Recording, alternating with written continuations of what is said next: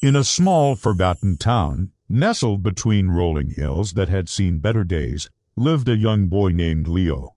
His world was modest, painted in shades of struggle and scarcity. The house he called home was a patchwork of repairs, each plank and nail a testament to his family's resilience. His father, a man whose hands were calloused from years of tireless labor, worked at the local factory, his wages barely enough to keep the threads of their life from unraveling. Ho, ho, ho! His mother, with a heart as warm as the sun, stretched every penny until it cried for mercy, yet her smile never faded. Leo was a bright boy, with eyes that held a universe of curiosity. He saw the world not for what it was, but for what it could be. While other kids his age chased after shiny new toys, Leo chased after knowledge. His greatest treasure was a small, tattered collection of books he had rescued from a neighbor's discard pile. Ho, ho, ho! He'd spend hours under the dim glow of a single light bulb, his fingers tracing the words, his mind soaring to distant lands and exploring incredible ideas. School was his sanctuary. It was the one place where his worn-out clothes and empty pockets didn't matter. In the classroom, he was just Leo, the boy who always had his hand up, eager to answer, eager to learn. Ho, ho, ho! His favorite subject was science. He was fascinated by the inventors and thinkers who had changed the world with nothing but an idea and a relentless spirit. He dreamed of becoming an inventor himself, of creating something that would make life better for his family and his town. He built small contraptions from scraps he found around the house, a miniature windmill from an old fan, a simple pulley system to lift his books. Ho, ho, ho! These were his secret projects, his whispers of a brighter future. But dreams, especially in a town like Leo's, often felt like fragile glass. One afternoon, Leo overheard his parents talking in hushed, worried tones. The factory was closing down. His father's job, the very foundation of their humble existence, was gone.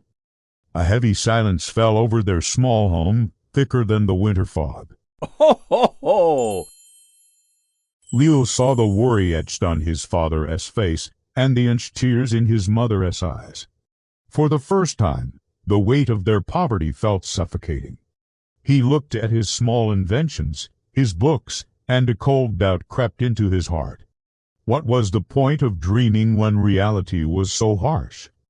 That night, Leo couldn't sleep.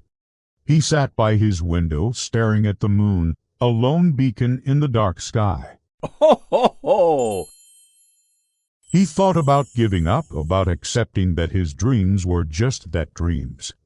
But then he remembered a story he'd read about Thomas Edison, who failed 1,000 times before inventing the light bulb. He thought about the Wright brothers, who were told that humans would never fly. These weren't just stories, they were proof that perseverance could bend reality. A new fire ignited within him. He wouldn't let despair win. Ho, ho, ho! The next morning, while his father searched for any odd job he could find, Leo walked into the school library with a determined look. He approached the librarian, Mrs. Gable, a kind woman with a gentle smile. He told her about his passion for inventing and his family's situation. He asked if there was any way he could learn more, do more. Mrs. Gable saw the spark in Leo's eyes. Ho, ho, ho! She told him about the annual National Young Innovators Fair, a competition with a grand prize that included a scholarship and funding for the winning project. It seemed impossible, a mountain too high to climb. The entry fee alone was more money than his family had seen in months. But Mrs. Gable didn't stop there. She believed in him. She helped him fill out the application and found a local community fund to cover the entry fee. Ho, ho, ho! She gave him access to the school's science lab after hours and became his mentor. Leo poured his heart and soul into his project. He decided to tackle a problem that hit close to home: energy. He designed a small, low-cost solar-powered generator that could provide enough electricity to power a few lights and charge a phone. It was ambitious, but Leo was relentless.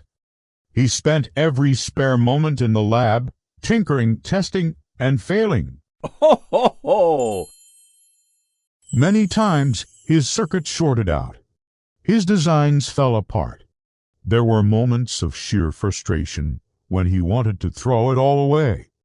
During those tough times, he'd think of his father coming home, exhausted but never defeated. He'd think of his mother's unwavering belief in him. He'd remember Mrs. Gable's encouraging words. Their support was the fuel that kept his fire burning. He wasn't just building a generator, he was building hope. Ho, ho, ho! Finally, the day of the fair arrived. Leo, wearing his best, albeit slightly faded shirt, stood nervously beside his project. He was surrounded by students from wealthy schools with polished, high-tech displays. His own setup, made from salvaged parts and sheer ingenuity, looked humble in comparison. He felt a familiar pang of self-doubt. When it was his turn to present, he took a deep breath. He didn't talk about complex theories or fancy equipment. He told his story. Ho, ho, ho! He spoke about his town, about the factory closing, about families struggling to pay their electricity bills. He explained how his simple generator, built from accessible materials, could bring a little light into their lives. He spoke with a passion that came straight from his heart, his voice clear and steady. The judges, a panel of esteemed scientists and engineers, listened intently. Ho, ho, ho! They saw past the salvaged parts and recognized the brilliance of his idea, the practicality of his design, and most importantly, the fire in his spirit. They saw a boy who wasn't just trying to win a competition, he was trying to solve a real-world problem. A few weeks later, a thick envelope arrived at Leo's house. His hands trembled as he opened it. Inside was a letter congratulating him. He had won. Ho, ho, ho! He had won the grand prize. The scholarship, the funding, it was all his. Tears streamed down his face, but these were tears of joy. He ran to his parents, the letter clutched in his hand. The celebration in their small house that day was brighter than any light his generator could produce. Leo's victory was more than just a personal achievement. It was a beacon of hope for his entire town. Ho, ho, ho! With the prize money and mentorship from the competition, he refined his generator design. He started a small workshop, hiring his father and other unemployed workers from the old factory. They began producing the low-cost solar generators, bringing affordable power not just to their neighbors, but to other struggling communities as well. The little boy who once dreamed under a single dim light bulb was now lighting up the world for others. Ho, ho, ho! His story serves as a powerful reminder that our circumstances do not define our destiny. It's our spirit, our resilience, and our refusal to give up that truly shapes our future. No matter how dark the night seems, there is always a dawn waiting to break. Keep believing, keep striving, and never, ever give up on your dreams. Thank you so much for watching. If this story inspired you, please like, share, and subscribe for more. Ho, ho, ho!